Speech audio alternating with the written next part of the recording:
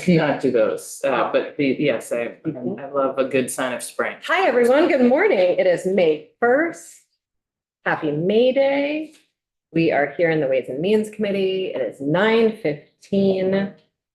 We are going to continue our conversation around the proposed fees on EVs from that's H68 as it left the Senate. And have heard a rumor that Mr. Murphy from Agency of Transportation has some insights on this. Thank you for joining us. Sure. No problem. It's okay to share. Please do. Thanks very much. For the record, Patrick Murphy, Vermont Agency of Transportation.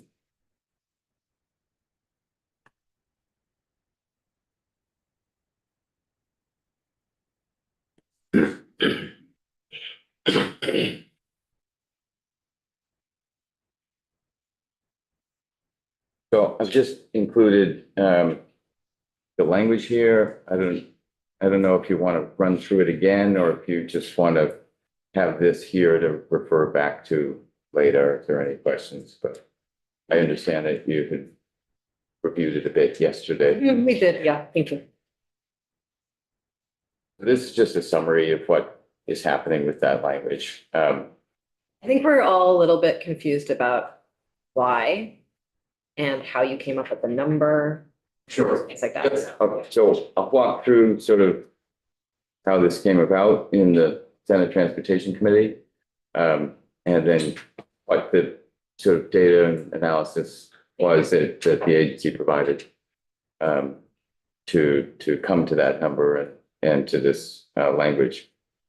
So it does establish an $89 fee for battery electric vehicles, that's fully electric, and a $44.50 fee for plug-in hybrids. It ties those fees to it's a relationship to the registration fee so that if things change in a future year, it can be more easily adapted by DMV and their system. And then it directs the revenue from those fees to EV infrastructure, which the agency sees as a key piece to electrification. Can I ask you a question about that? Sure. So like all the charging stations that are around now, they're private pay to a private company. Is infrastructure paid for publicly and then Some infrastructure is paid for publicly. You all authorized $10 million in the 2022 transportation bill for community charging. There's a significant amount of money that's been authorized for National Electric Vehicle Infrastructure Fund. what does that look like tangibly though? Is it still like if there's like a private contractor that sits on the public infrastructure? So for the most part, it is the state granting to a private third party who then works with a site host on an agreement, and then those contracts, those grant agreements that we have at AOT, and then also at the Department of Housing and Community Development, those are have stipulations in place to continue the maintenance and operations of those stations for at least 5 years. So there's a significant amount of public charging and that was publicly funded, but there's also quite a bit of private charging that's publicly accessible, but privately funded. And the public charging, are people paying private companies for it when they're charging, even though it's public? Yes, yes. Okay, thank you. And in many of our state agreements and in all of our AOT agreements, a private contractor will first say what it is that they'll charge. Okay. And they'll have to come back to the state if they change that. Okay. So we have some kind of, So it's like it's on public land. Is that what makes it public? when it's publicly funded. Okay. It could be on public land. It could be on municipal property, but Okay. it could also be on private. Okay. It's publicly funded, but then the individual who's charging is still paying a private provider. That's right. Correct. Okay. Thank you. Sure. Sorry, back to what you're No problem. And so then, the last section of this is just repealing that, the fees for battery electric vehicles, fully electric vehicles, when there is a mileage-based user fee, put in place. You may recall presentation I gave to this committee last year, I think, about the development of a mileage-based user fee, and that is language that is found in Act 62, the transportation bill from last year, that directs the agency to work on and work towards a mileage-based user fee. But this is not a mileage-based user. Right. Yes. My recollection of the mileage-based user fee is that it just is a general transportation fund revenue source and not specific to this charging station. That's correct. Is that correct? In the language, in this, when it sunsets that fee, it also sunsets the linkage to EV charging infrastructure, so that it is then just directed towards the transportation fund. So we had a lot of work that was done starting in 2021 with a road usage charge advisory committee.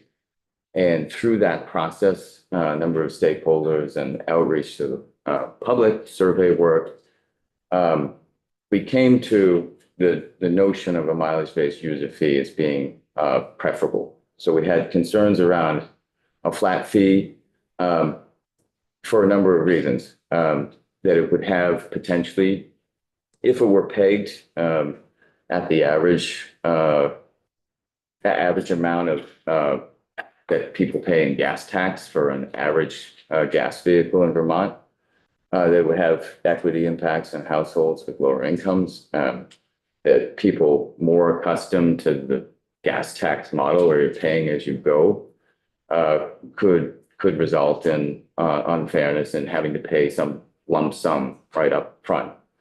There's also the inherent unfairness of that, where you have some people that might be traveling very few miles, and they end up paying more on a per mile basis than some that might be traveling 20,000 or 25,000 miles. And then there's the just longer term revenue implications of such a system. Many of the states that have implemented a flat fee are finding that it just can't keep up with the pace of inflation. It can't keep up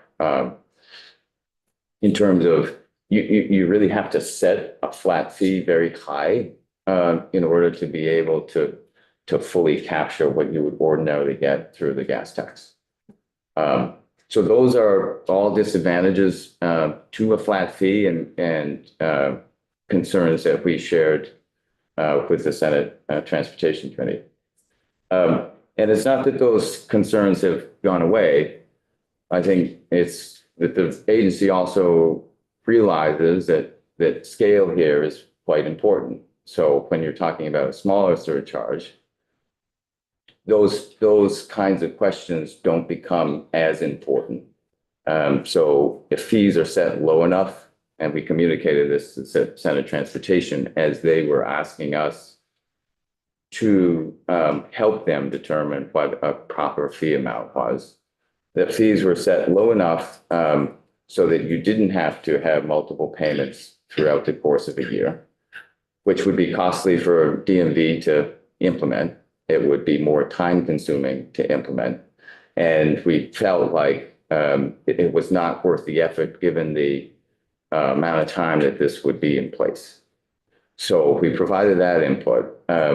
We also provided the input that fees ought to be sunset with the implementation of a mileage-based user fee, which we feel is a fairer system. And then lastly, the fees ought to be directed to EV charging infrastructure, so that what you're doing is creating a positive feedback loop where you're funding EV charging infrastructure that supports current EV drivers, but it also encourages future EV drivers who now have more confidence in being able to get around. Does the amount of the fee equal? How is the actual amount of the fee calculated? Sure. So Am I having you jump too far ahead? No, it's fine. So it started with the Senate picking some numbers that they felt they were comfortable with. That felt me. And we talked through sort of rather than having those absolute numbers that it would be pegged instead towards some factor of the registration fee so that it could evolve over time. And it's a cleaner way for DMV to administer the fee. But it also is found in a report that was filed with this committee earlier this year on the mileage-based user fee. So we wanted to make sure that that balance was struck, that you were not charging people the highest percentile, that you're sort of focused more on the lowest percentile. And so that's where you see this $89 is reflected in a report that we had drafted up, where 5,000 miles would result in approximately, given the rate calculation that we performed for that report, it would result in about $89 per year. So that Happens is, to be the same amount as registration. which just happens to be the same amount. It's genuinely a coincidence. Yes, because this report was finalized and submitted before there was any kind of discussion at the Senate committee about the implementation of flat fee. So this gives you a sense of what people are paying on average. I remember being back here last year, and one of the comments made by the committee was just how strikingly low it is that the amount of revenue that's collected to go towards the transportation system, that we pay on average quite a low number when you compare it to things like insurance costs and the monthly cable bill and so on. So this shows that the $89 would reflect the lowest amount that people might pay under the mileage-based user fee.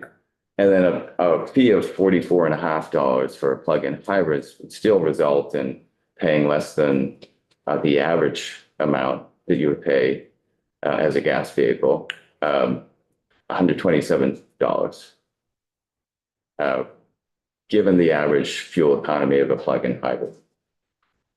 So it's quite lower, even if you traveled high number of miles, 20,000 miles. I should know the answer to this question, but is when folks are charging at the public charging stations that are run by private contractors and they pay for the electricity there, are they charged any tax on that?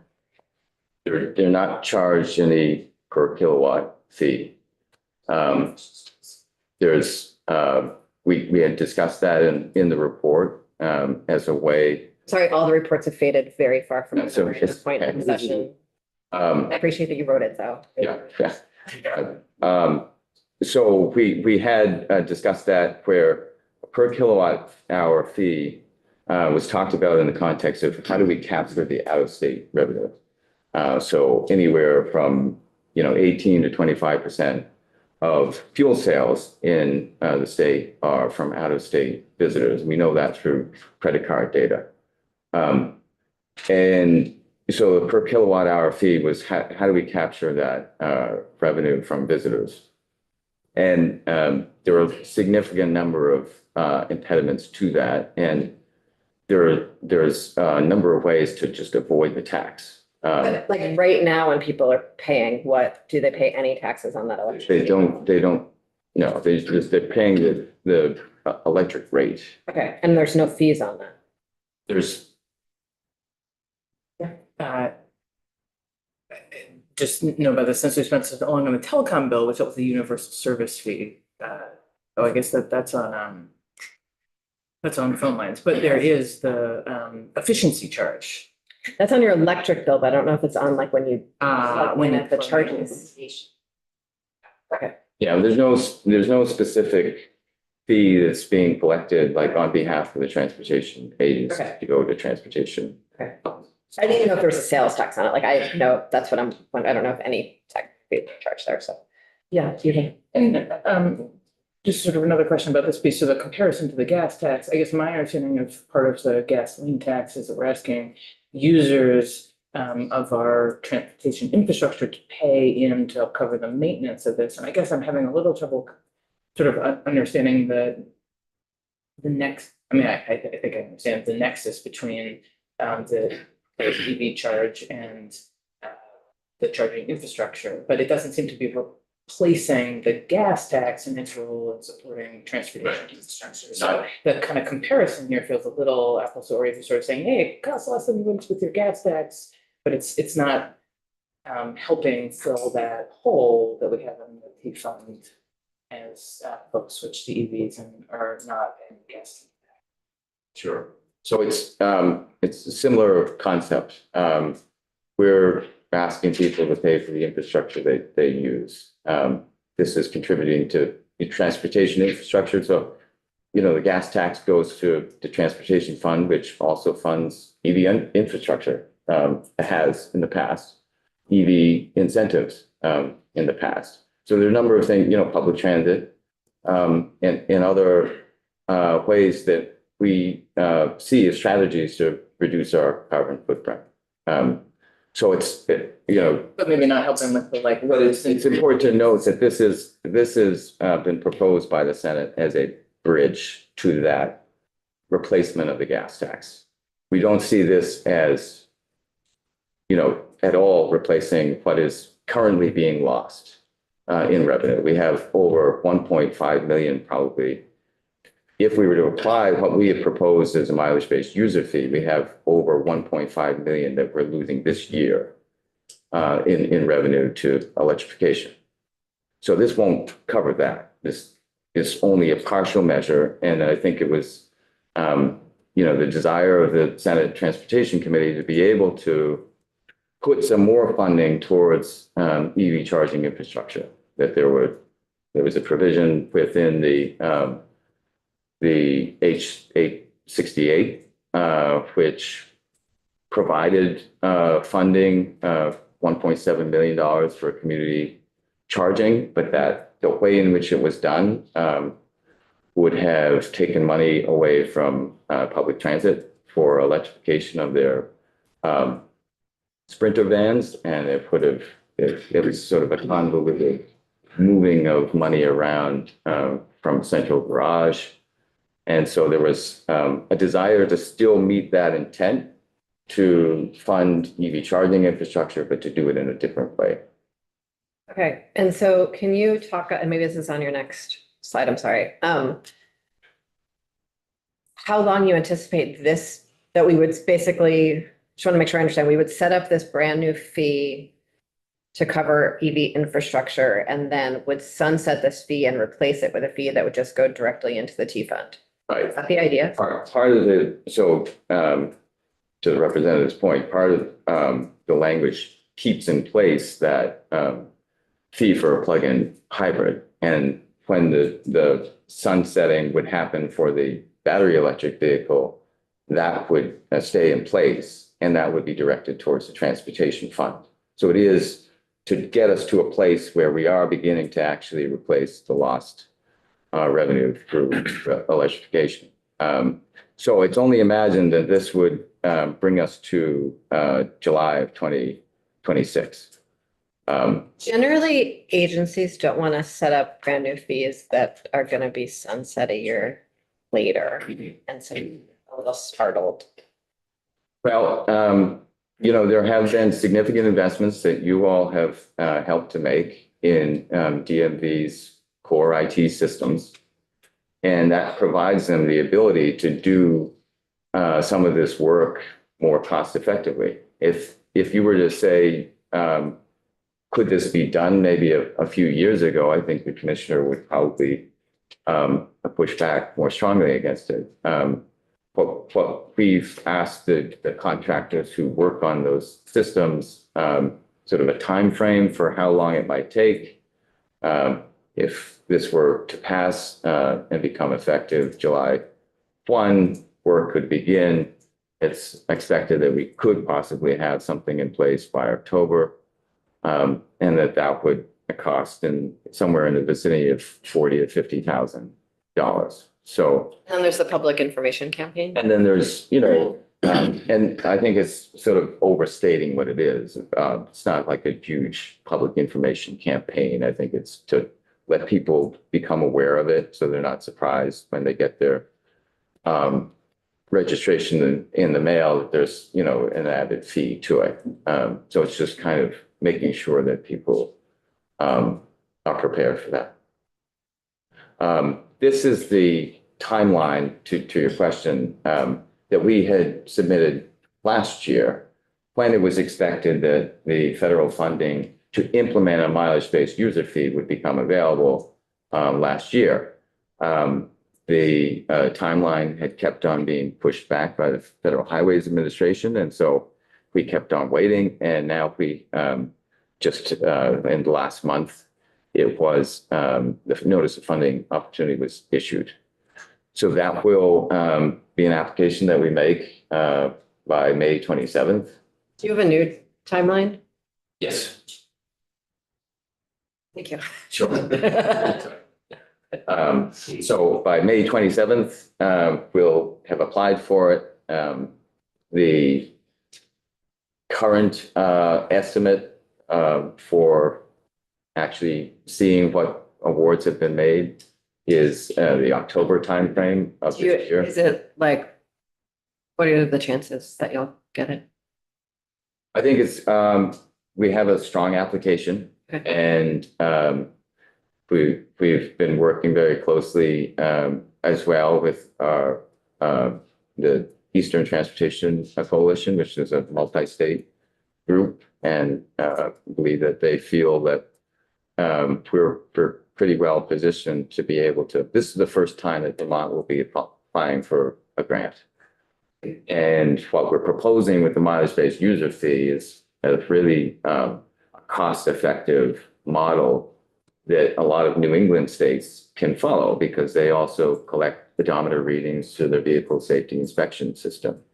And so there's some potential there for not just kind of implementing this, but also evolving it over time into something that is more regional based, that then begins to deal with those sort of interstate questions, you know, what happens with the folks who live on the border and the different complexities that will have to be dealt with over time. And then, I'm sorry, but there's a little box over your top, your final date. Can you tell me what it is? I'm sorry. Thank you. July 126. Yes. So that's, you know, where we've sort of revised the timelines based on FHWA timelines. And we see this as, you know, somewhere between October and January of 2025, being able to put something in place.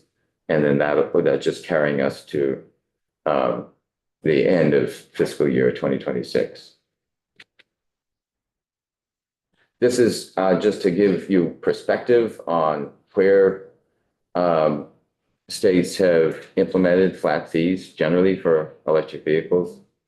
The Northeast is more of an exception to the rule than not. And you can see sort of where the extent of what these fees are in different places. Wait, can you go back? Sure. So the lowest fee is in Hawaii. Not a lot of miles to be traveled in Hawaii. But there's, Thank you. you know, definitely a fee of $89 is well towards the lower end of the spectrum. This is not my slide. It comes from a presentation that was given to a joint committee on transportation, the Senate and House Transportation Committees at the invitation of House Transportation Committee by the Eastern Transportation Coalition, looking at what has been the real impact of having EVCs in place. And you can see it's rather negligible. I mean, I imagine there are other factors at play and. There are. So when you look at Yes. when you look at the map, you know, of the Northeast, you know, the higher EV adoption growth there is likely due to all kinds of other things that Vermont does. Vermont, Massachusetts, Connecticut, which, you know, New York, New Jersey, all states that are sort of leaders in, you know, incentivizing vehicles above and beyond the federal tax credits, and getting infrastructure, out into the world. So, there's definitely other factors at play here. This is a slide that I showed last year just to give some perspective on what the relationship is between the fee that has been proposed and what the estimated cost savings would be in fuel costs for a year. And then what the federal taxes would have been had, you know, and this is based on an average of 12,000 miles per year. So people are not paying $97 in federal taxes, which is higher than even what's been proposed here. Are you hoping to close that gap so that people aren't saving money with EVs anymore? What we're hoping to do is just have more. Frankly, like they're kind of annoying, so you need a little bit of incentive to want to do it. What's that? They're like a little bit annoying, an electric vehicle, and so you kind of want some incentive to want to do it. So, Inconvenient, I guess, I would say, rather than annoying. yeah, so I think there's some different takes on that, and some would find them less than inconvenient, but you know, we as a state already substantially subsidize electric vehicles. We have among the most generous incentives in the country, and what's unique about those is that they're targeted towards households with lower incomes. In particular, over 77% of the funding goes towards households with lower incomes. And then there's moderate income households that also benefit from it. So I think, you know, our EV incentives, which can be up as high as 5,000 for just, you know, a new plug-in electric vehicle or the used vehicle mileage tomorrow, which can be stacked on top of a replace your ride incentive, which is $5,000 more, which can be stacked on top of a federal tax credit, which could be up to $7,500, which can be stacked then on top of utility credit, which in GMP territory is up to $3,200, and BED's territory over $3,500. So there's some substantial amount of public investment that's happening now to make sure that people are able to get over those barriers, are able to get over the upfront costs and whatever might be seeing this from some perspective as more of an inconvenience. This is just to give you a sense of where we are right now. This is as of January, so we have almost 13,000 plug-in electric vehicles.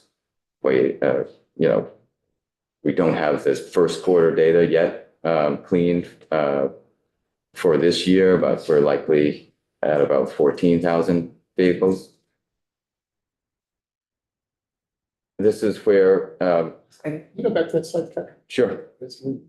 I'm not familiar with what the term ZEV and AEV. Sure. So zero emission vehicle. Oh, okay. So in the Advanced Clean Cars 2 regulations that we adopt, the California regulations, zero emission vehicles are considered both plug-in hybrids and fully electric vehicles. Okay. And AEVs is all electric. Okay. Yeah, sorry for mixing. That's okay. I just hadn't seen those before, so. Yeah, no problem. So there is modeling that has been done and redone about where we would need to be to meet climate targets. In the Climate Action Plan, the target is 170,000 vehicles by 2030. That was revised when it was realized that we're not likely to have delivery of 170,000 electric vehicles by that time.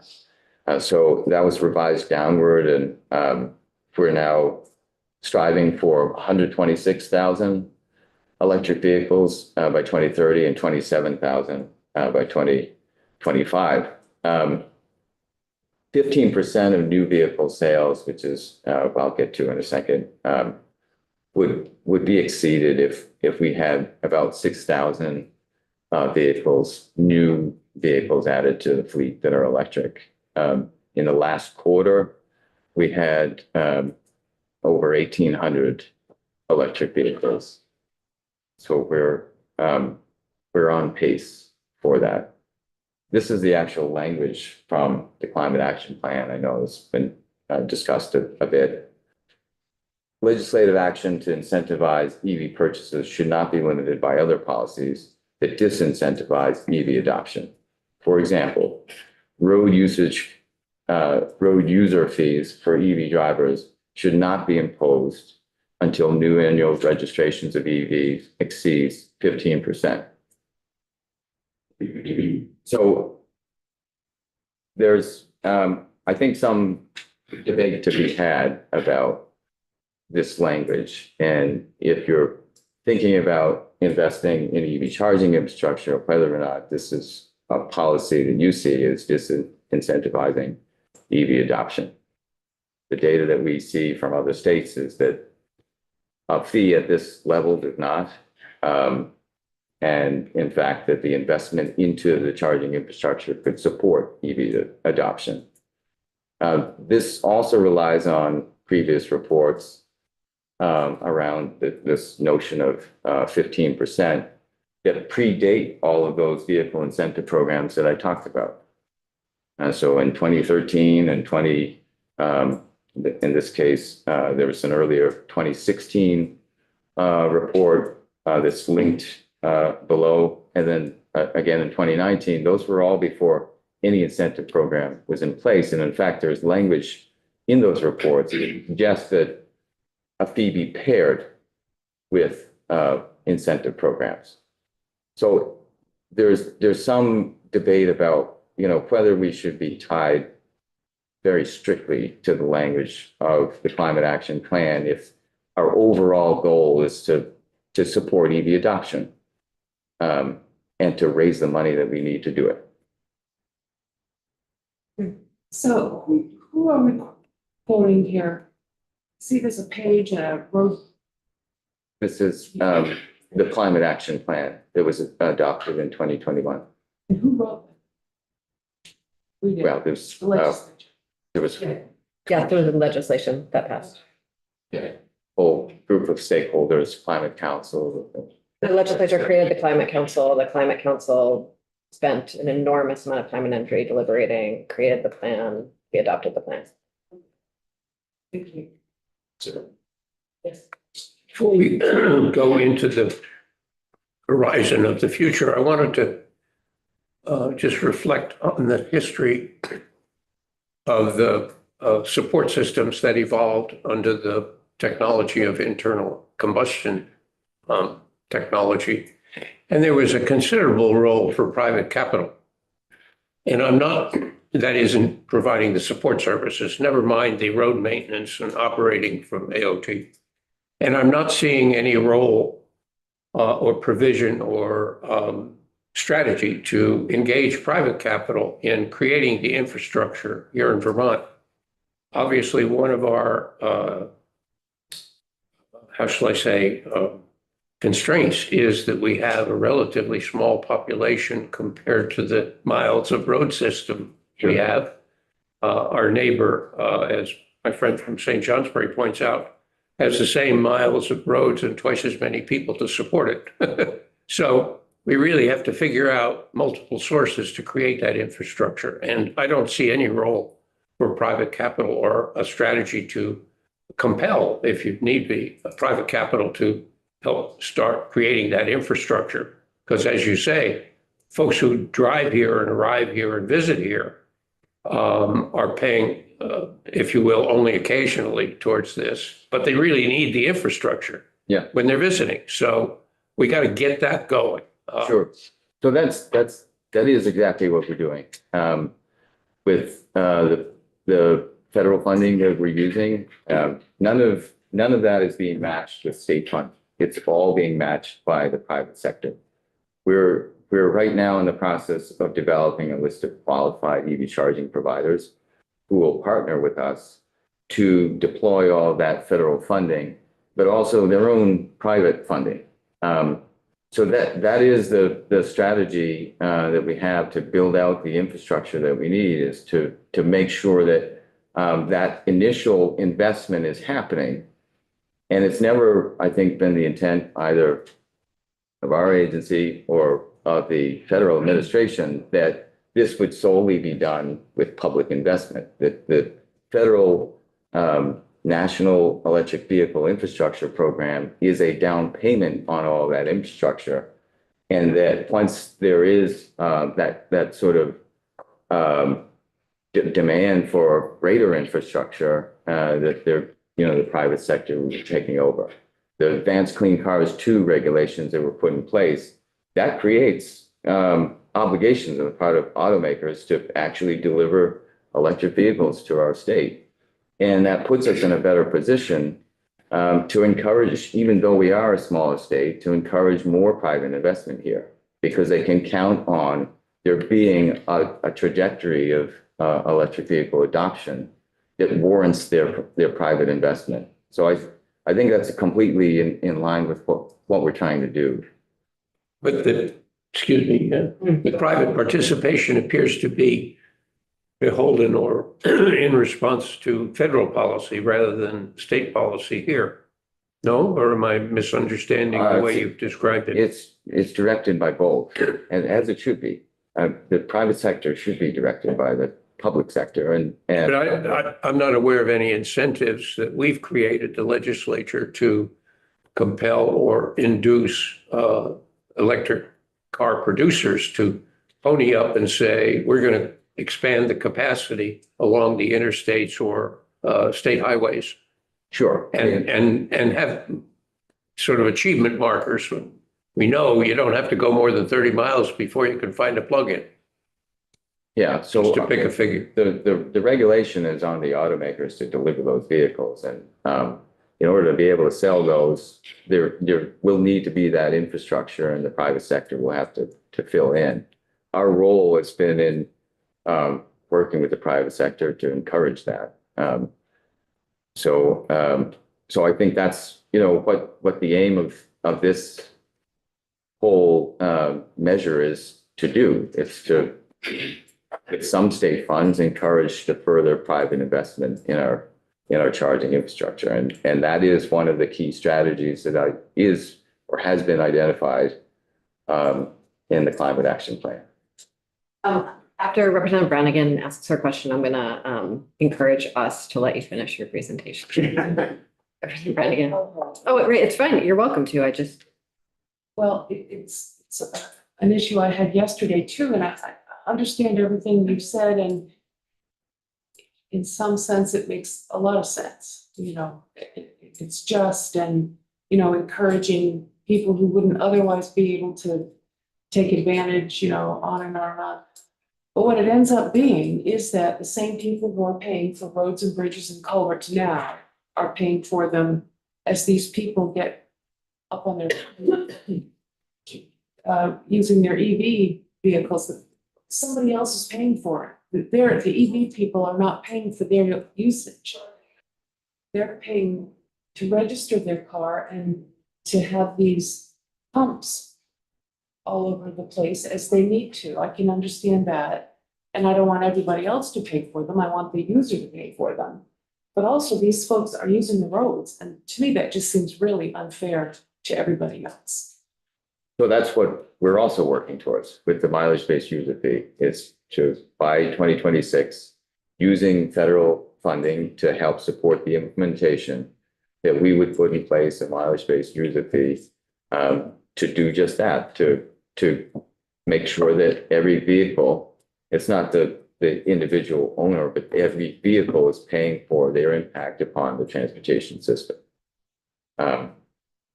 So that is the end goal. It just seems so far down the road that in itself isn't fair. The people who are paying it, they're the same ones paying for everything else. Just inequity there. Sure. I'm gonna just. You have a lot of slides. I think Okay. they're interesting. I'd love you to. So I'll try and run through them and this is just to give you a sense, because I know there is a concern around the 15%. I don't think that's shared. I think we're working towards it and we're getting very near it. In the last quarter of 2023, we were at over 13%. And so 13, just to back up, 13% is electric vehicle sales out of as a percentage of the new vehicle sales. So there might be, that code is here, it might be 35,000 new vehicle sales every year. So that's where, the earlier slide looked at, what would 6,000 vehicles get you? And that's basically you're exceeding the 15%. So this is looking at the last 2 quarters of 2023. You can see it's almost 12%. It's rising to over 13%. And this is the overall trend. These are states that, like Vermont, are participating in the California regulation. So they're ZEV states, the zero emission states, and you can see a pretty consistent trend, quarter over quarter. The first quarter of every year, there's a lot of Teslas. Vermont is unique in that the share of Teslas of the overall electric vehicle fleet is fairly low. It's one of the lowest. That might shift. There's some investment by Tesla in the South Burlington location, so that may shift things. But to date, it has been a smaller percentage of our fleet here in Vermont. But the first quarter, you can see, is kind of always a little bit static or even declining. But each quarter 2, 3, and 4 rises fairly consistently. And so these are the different data points that the agency was looking at when trying to get an understanding of where and when we might meet that 15%. This is just lastly following the Advanced Clean Cars 2 regulations, which begins in 2026, where automakers will be required to deliver at least 35% of new vehicles to Vermont electric. So it's to give you some perspective. I understand it feels like it's far away, but what we're talking about is really just a year and a half, 2 years away from implementing a mileage-based user fee. We have these sort of stringent regulations that will help to deliver the vehicles. And if they aren't delivered by automakers, then there are other things that come into play, alternative ways of complying, which could reduce the price of vehicles even further. So we're rapidly approaching the price parity for electric vehicles and gas vehicles. And what's left is kind of this, uncertainty around the charging infrastructure. That is one of the big questions. And it is why we've talked with the Senate about, what would be a reasonable fee to be putting in place.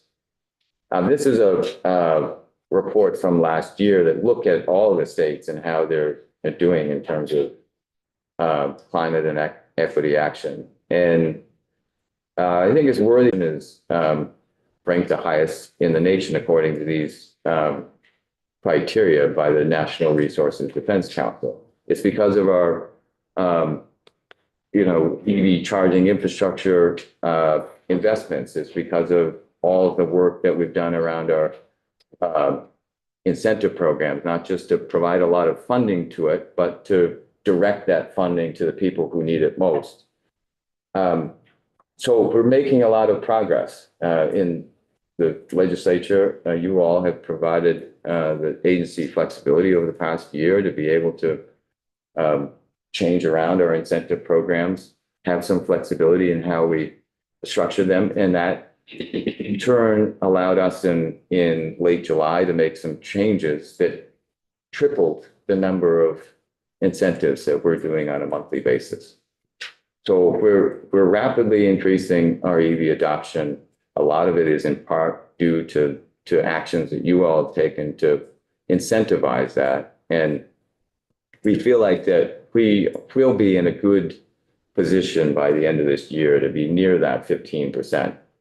But I just want to summarize sort of what our main points are in thinking about our response to this Senate proposal, that the scale and the context are important.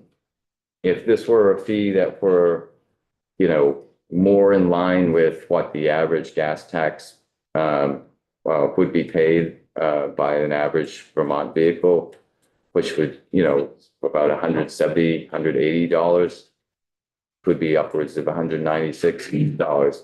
If that were to happen, then we'd have to structure things differently. We'd have to kind of space those payments out in order to make it fair for people. It would create greater unfairness among the groups that are paying. It would create greater costs to implement and a longer time frame. So it would make it not worth it to even implement at all. So I think that the $89 and $44.50 is a reasonable amount that the Senate felt comfortable with in terms of generating enough to make some difference in the EV charging infrastructure. I think the agency's position is also that deploying EV charging is a higher priority than just discounting the road usage of electric vehicles.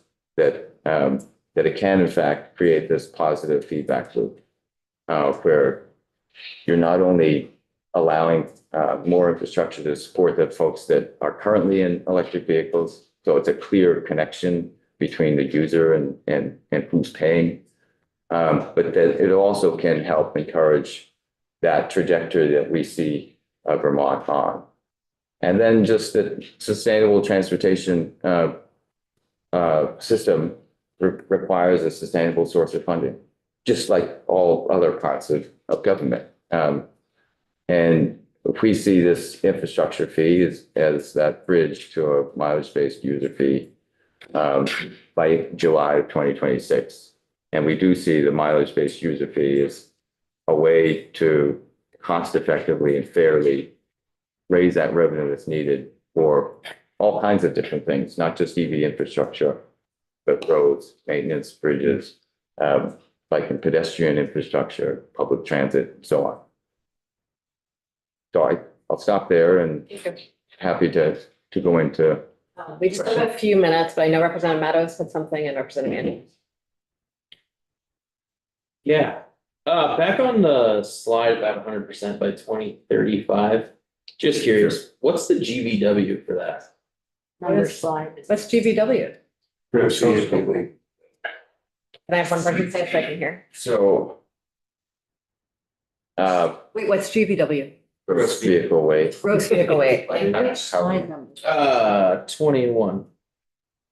It says light duty vehicles. Yeah. Do we know what the GVW? So I'd have to go back and look at it. I don't know whether it's, so we charge, the state of Vermont start charging for weight above 6,000 pounds. But this might include like light duty trucks below 10,000. I'm not sure. So it was 10 or 12, something in there. Yeah. Representative Andrews and then Beck. What is the average cost to deploy, or whatever the word would be, in a charging station? It varies widely depending on what kind of charging station it is. Is it a level 1 charger, a level 2 charger, the direct current fast charger? For your average level 2 charger, like a charge point that you see outside, along the State House. That might be $20,000 roughly to purchase and install. We just completed a project in town of Bradford for a DC fast charging project using federal funds. We put in $631,000 of federal funding into that, which was then matched with the private sector. So that's almost 900,000. That's for 4 very fast 180 kilowatt stations.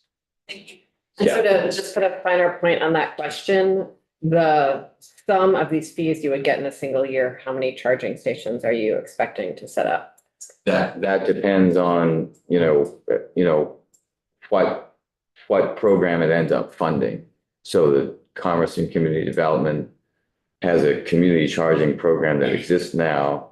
It's likely that would be the vehicle for the funding. But they have level 2 charging that's done, they have level 1 charging that's done for multi-unit dwellings. That's kind of in some cases, a less costly install. Level 2 charging in a municipality like a downtown, that might be more costly. It could be, sure, it could be fast charging as well. Okay, so That's we really can't, okay. not really determined yet how it would be used, like I'm asking because generally we set a fee to meet the need rather than sort of backing into the need. I think what originally the 1.7 million, I think, came from House Transportation wanting to essentially double the amount of funding that was going into community-based fast charging through the ACCD program, through the Commerce Community Development Program. They had set aside $1.7 million that worked to select projects. There have been about, I think, 20 projects that have applied for that funding. They're likely to only be able to fund 6 to 9 of those. So I think the desire was maybe to double that amount, but I would definitely defer to the chair, House Transportation, on how they got to that 1.7. Representative Maslin and then Vince. And then back, and then we're wrapping. Right. Before I get back, you're gonna direct the PUC to work on fees? Something about, Sure, that was a part of the climate action plan. That was language. what? That's not, Sort of a pity question, or what would you hope to learn? Would they make recommendations or? so you all directed the PUC to do that Okay, a couple of years ago. yeah, They have a report that's due sometime next year. I think it was due this year, and now it's been pushed to another year, but thanks, sir. sure. Back. Yeah, I think, thanks for presentation. I mean, I'm so aware of like the myriad problems that we have here, right? Like we need the infrastructure, we need to have the revenue that we need to support transportation. Infrastructure, including ongoing maintenance of roads and bridges. We have this massive transition happening. Certainly want to get to a place where we have like a fair, equitable system. So we have everything we need everywhere and everyone's paying an appropriate amount to cover that. I think what I'm struggling with right now is, doesn't seem like we have all of those steps mapped out to that end game. Like, what is the need? What is the path to get there? It seems like we're sort of whack-a-mole, suggesting various things, not knowing if they adequately meet the need, what the next step is, and don't want to delay steps, but also like, I think we need to have more of a consistent vision about what the long-term fee structure is to support this before taking sort of half steps that might sunset and that we're messaging one thing and we might then message something else in the year. So Yeah, so how we get to that, like, here's the final plan, and now let's stepwise implement something to get there. So, I know you all have been busy. these last few months. But we did submit a report that sort of lays out that direction, where we want to end up, how we would approach rate setting, how we would, begin to implement a system that's based upon our existing infrastructure. And when I mean infrastructure, I mean the upgrades that have been done to the DMV IT system, that we can build off of that. We can build off of the vehicle safety inspection system, so that we're not getting into privacy issues that have come in other states that have implemented a more technologically based solution. We can do it more cost effectively because we're using data that's already captured through that process. We can build in ways of enforcing things so that it actually encourages more people to go through the inspection process. So that I guess I would encourage you when you have a moment to kind of go through that, because it is a fairly comprehensive vision for where we want to be. And that is the vision that we're now applying for federal grant to begin to implement. We will still have to come back next session to be able to work with you all on creating the statutory language that would eventually set up that program. But that is the. Sorry, and yeah, apologies. I'm not dug into that report. Does it include outlining the specifics of the fee structures in the future? And does it account for this question about fees on chargers? So we're capturing that out of state user. Okay.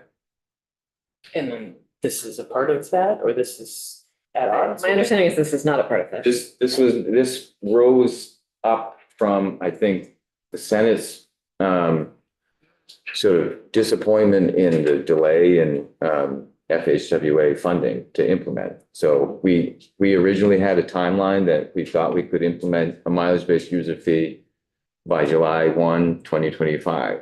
So not far off from what we're talking about right now. It's just a year from now.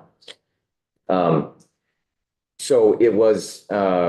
This is a This is a stopgap. Senate idea. This was something that was, rather than wait for before, at the time that they suggested this, we did not know that there was going to be, the following month, notice of funding opportunity. We had been kind of asking, strung along by FHWA about when the date might be. So I think there was a desire to do something now, to get something in place, to get people who drive electric vehicles accustomed to paying for the infrastructure that they use, and to get that kind of idea socialized among EV drivers. This is not sort of an addition of a new fee, really. It's a alteration of what's an existing fee for every other driver on the road, the gas tax. So that's the best I can do to sort of describe I think the intent behind it in the Senate. Thank you. Representative Beck? In your conversations about the miles-based user fee, is there a minimum mileage? Sorry, is there? A minimum mileage that somebody would pay for it as an EV? They charge, they drive 100 miles in a year, they'd be charged 5,000 or something, There's minimum envision. it's the idea behind the mileage-based user fee is that you're paying exactly for what you use. Okay, so no minimum. So no minimum. Okay. There could be other aspects of the program that encourage people to go through that process to make sure that there's an odometer reading and, that can be forwarded, so that there's somebody who's going through the inspection process. So a flat fee may come into that whole mix, but it's not the primary way to gather revenue. Okay, thank you so much for joining us. I really, really appreciate it. Thank you. I'm sorry, I called it off before you put your hand up. You need to, Okay. thank you very much. Thank you. Appreciate your time. Sure. I hope your bus journey home is more efficient. Thank you. Okay, we are gonna switch gears to S310.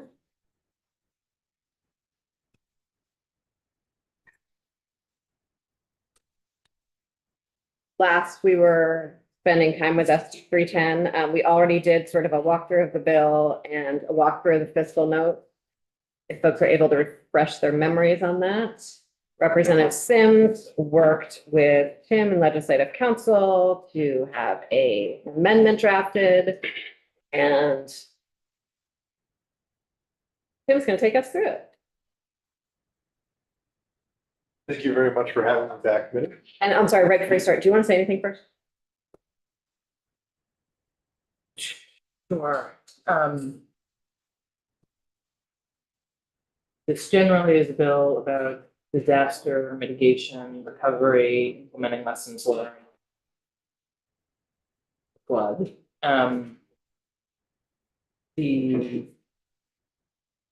There's sort of two additions to the piece that we already had. There was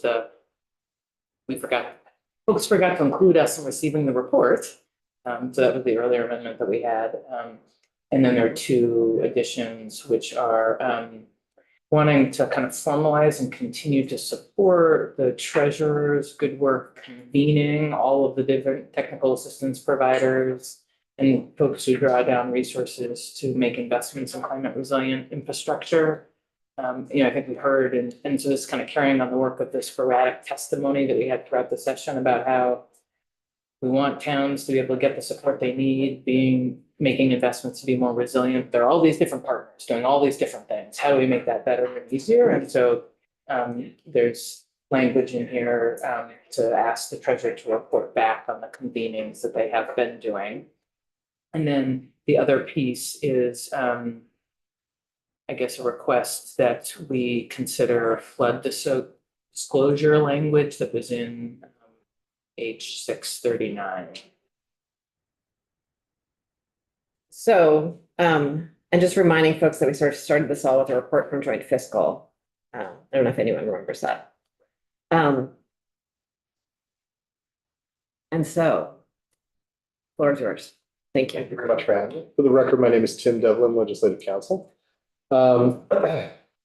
Representative Sims did a very fine job of summarizing this, so I don't really know if I have too much more to add as far as opening remarks. But this amendment now has three instances of amendment coming from this committee to the strike all amendment being made by the Government Operations Committee to the Senate Bill 310 as passed out of that chamber. Again, this is the enacted relating to natural disaster government response to recovery and resiliency, one of the various flood bills moving through the session. So the first instance of amendment should look familiar. This really hasn't changed. Again, it corrects, so to orient ourselves in the underlying bill, this is the section 4A of the bill has to do with credit facilities for local investments by the state treasurer, and that underlying language would create a credit facility or enable the treasurer to have the authority to establish a credit facility of up to 2.5% of the state's average cash balance. Let's see, for climate infrastructure and resilience projects financing. So this creates, as part of that, there was a report back feature annually, and this updated the recipients of the report. Second, let me just use here. We have an additional section 4B to be added to the bill titled Treasurer Climate Infrastructure Financing Coordination and Report. So two subsections here.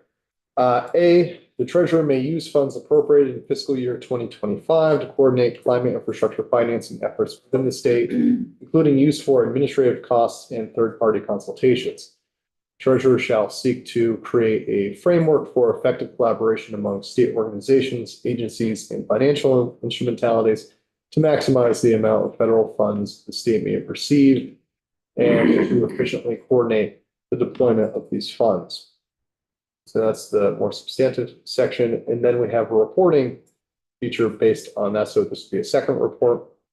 So on or before December 15th, 2024, it's this year, Treasurer shall submit a report detailing the status of coordination efforts as described in subsection A, and any recommendations regarding legislation for state climate infrastructure financing.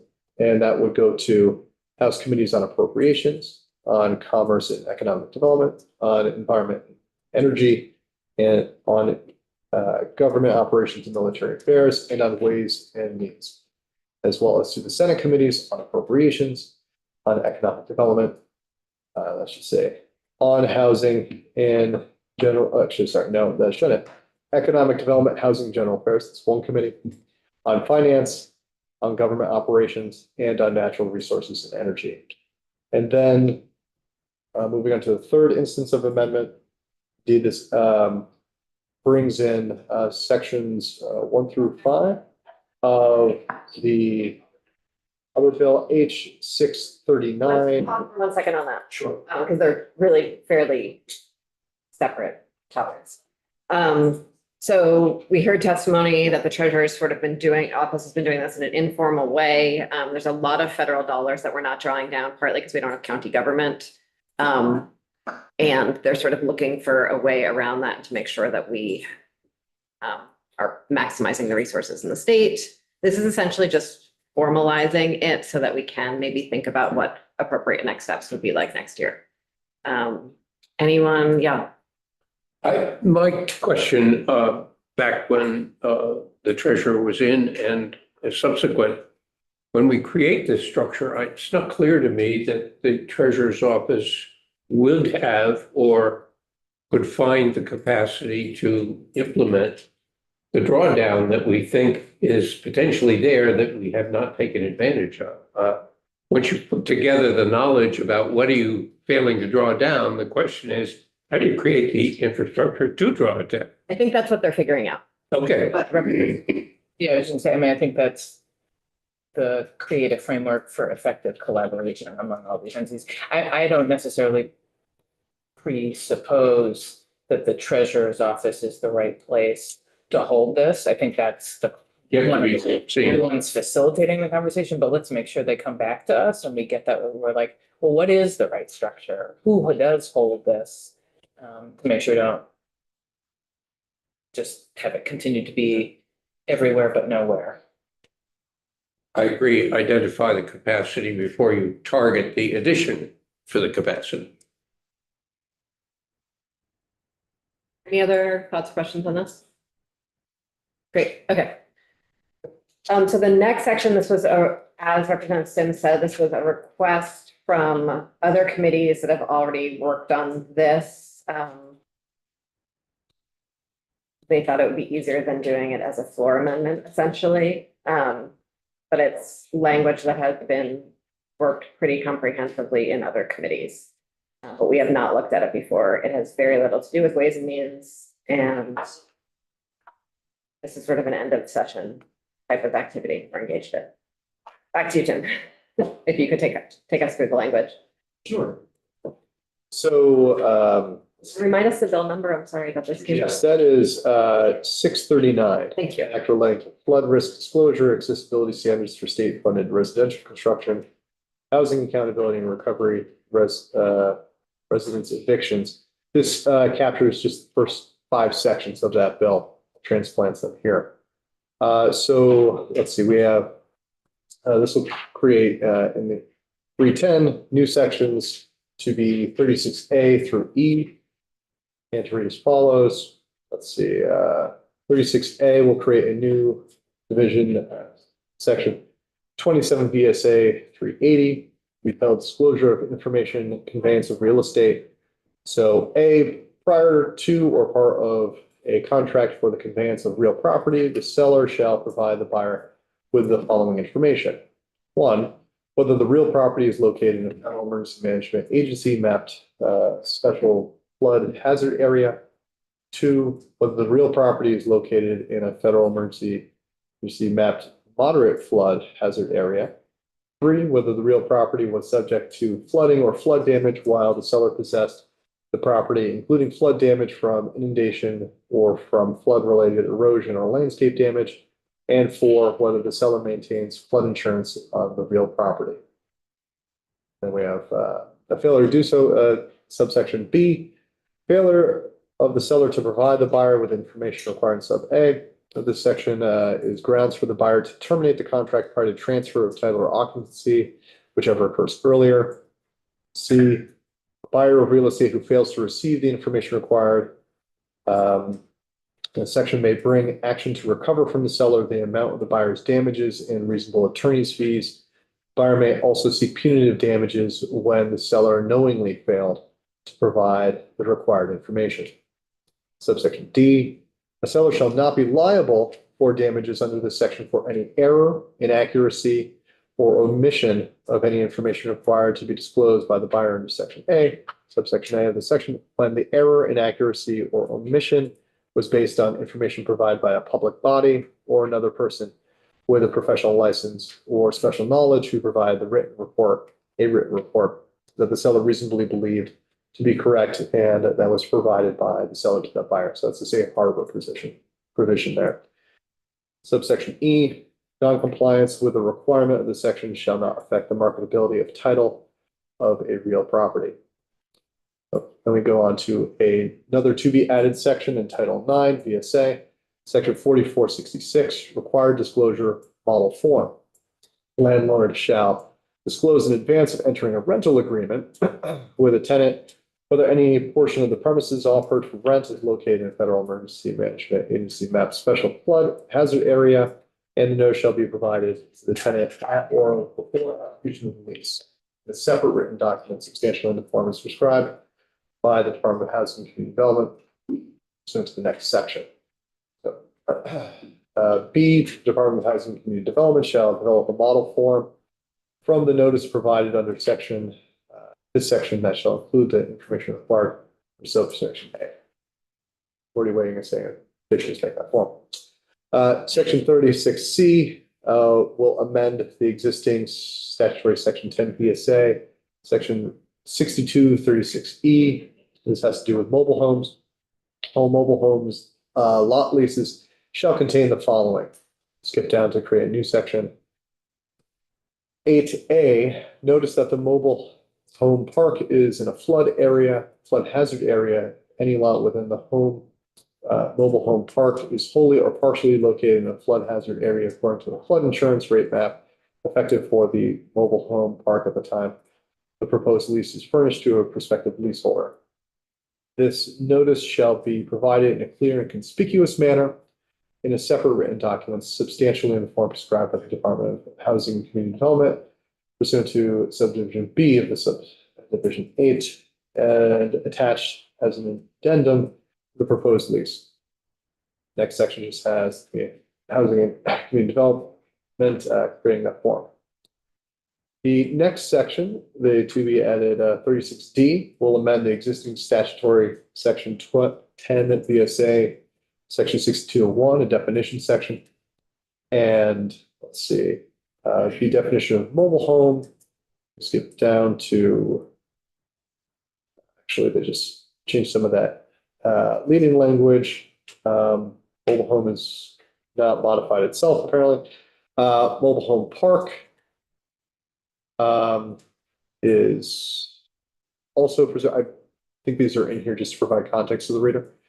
Not modified until we get to definitions. Let's see, section 13, flood hazard area. New definition will have the same meaning as section 752 of this title. And let's see, we'll also define flood insurance rate map to mean for any mobile home park, the official flood insurance rate map describing that park published by the Federal Emergency Management Agency, FEMA, on its website. The next section will amend the existing statutory section 9 VSA 2602, and this is titled Sale or Transfer, Price Disclosure, Mobile Home Uniform Bill of Sale, and will add under appraisal and disclosure, when a mobile home is sold or offered for sale, new subdivision 3. In the case of a mobile home that's defined in 10 VSA, section 6201, seller shall provide a prospective buyer with a written disclosure of any flooding history or flood damage in the mobile home to the seller, including flood damage from inundation or flood-related erosion or landslide damage. And those new sections. So before we go deep into this section, I just want to name, like, this is a surprise. We haven't taken any testimony about this. If folks are uncomfortable, we can absolutely take this section out and just amend the bill with the treasurer section. And the other committees for jurisdiction can do a floor amendment to the bill. That's like, I don't want to surprise anyone with anything. I don't want to take extensive testimony on this, totally outside of our jurisdiction. So like, really leaving this up to the committee to, like, on your comfort level or not comfort level on this. It's sort of a, end of session favor for workflow more than anything else. Representative Maslin. Thank you. I find it all perfectly straightforward. Okay, great. That ought to be. Okay, thanks. I'm talking. Representative Bodie. I think I don't understand. I don't think I saw, you have consequences if you're the seller of real property, of real estate, and you don't disclose. But I didn't see consequences for the mobile home, the renter. What are the consequences? Indeed, there's nothing explicit here in this bill. I'd have to check the underlying law to see if there's any kind of catch-all provisions for material misrepresentation or something along those lines, or full compliance with the law. I don't know without looking into it further, whether there are parallel enforcement provisions for leases at mobile home parks. And it's also possible that language that's similar to this is on another bill in the Senate right now, like. I want to be full transparency on this. I don't think it's controversial particularly. It's just like it got left out when people were doing various flood things, and this is a flood thing. Representative Matos, did you have? Yeah, I mean, I don't love it just because it's not in our jurisdiction to put it in there. And, full disclosure, being a real estate agent, it's already on the seller's property information report to disclose if it's in a federal flood hazard zone or wetlands or public waters or conservation zones. So you have to disclose it anyway. I didn't know the part about you have to tell the person buying a mobile home all the costs that you have involved in purchasing it. That was a little odd. What's that? What's the involved? Well, you gotta say what the invoice was, how much tax you paid, how much cost to move it, all that. I mean, it's not, As you see all the hands I'm letting takes a finish the sentence. competitive nature of business. I sense. Yeah. Representative Sims, you had a hand, and then Anthony and Representative Bodie. Have you worked on this language in the version that's in 687? And are these consistent, or are there some differences between this version and what the Senate's considering right now? I am unaware of what the Senate is considering. This came from the as passed by version. And right, and that's not probably even your, right, 639 is probably different. Right, I was not the attorney assigned to that, but right, it was pulled from our central database. Representative Anthony, Representative Bodie, Representative Taylor. Just, could you clarify what procedure would solidify our favor to the progress of the bill? What is it we would be asked So to we have do? possession of the bill. We We are do. planning to make an amendment that has that treasurer's language, because that's something we've been talking about the entire session, and that's sort of the best we can do to get anything done on that issue. Given all the other responsibilities we've had this session, and then we need to vote the full bill.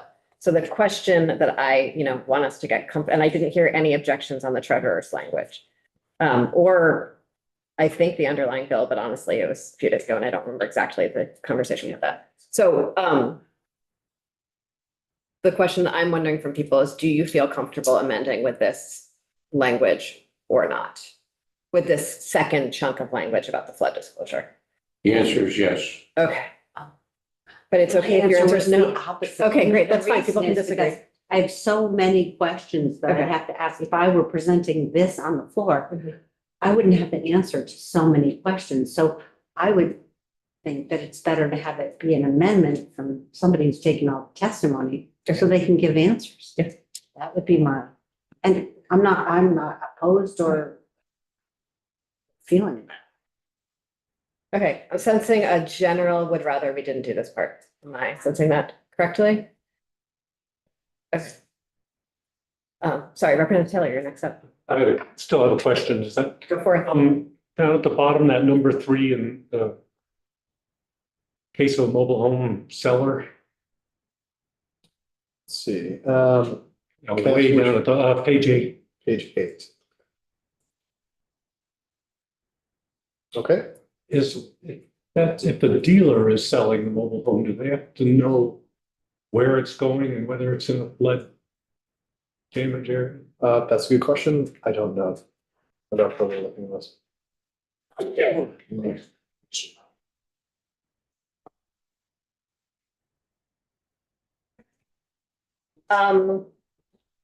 So does anyone else have anything they want to say? So I would recommend we just amend with the first, is it just the first instance or is it two? First two. Just two instances. Okay. That work for folks? Okay. Would anyone like to make a motion towards that? We've defined our amendment after it has been updated to only include the first and second instance of amendment favorable. Yes, indeed. Which is, so maybe that'll be version 3.1. 3.1. Second. Oh, okay, Thank you. So Representative Sims moves that we amend H310 with the first, sorry, S310 with the first and second instance of amendment, which would be version 3.1. 3.1. Thank you. And Representative Demeraux seconds. Any further discussion on that? Seeing none, thank you for joining us. And if the clerk could please call the roll. Andrews, yes. Anthony, Yes. Beck, Yes. Brannigan, yes. Demeraux, Yes. Maslin. Yep. Adams. Yes. Bodie, Yes. Sims, Yes. Taylor, Yes. Canfield, Yes. Kornheiser, Yes. 12-0-0. Thank you, everyone. And for the bill as amended, Sure. Motion. I am indeed Representative Maslin moves that we find S310 favorable. Second. Representative Demeraux seconds. Any further discussion on that? Seeing none, if the clerk could please call the roll. Andrews, yes. Anthony, Yes. Beck, Yes. Brannigan, yes. Demeraux, Yes. Maslin. Yep. Matos. Yes. Bodie, Yes. Sims, Yes. Canfield, Yes. Kornheiser, Yes. 12-0-0. Thank you. And Representative Demeraux is going to report this. And we earned ourselves a break. That's awesome. Wonderful. Next. When we're back here at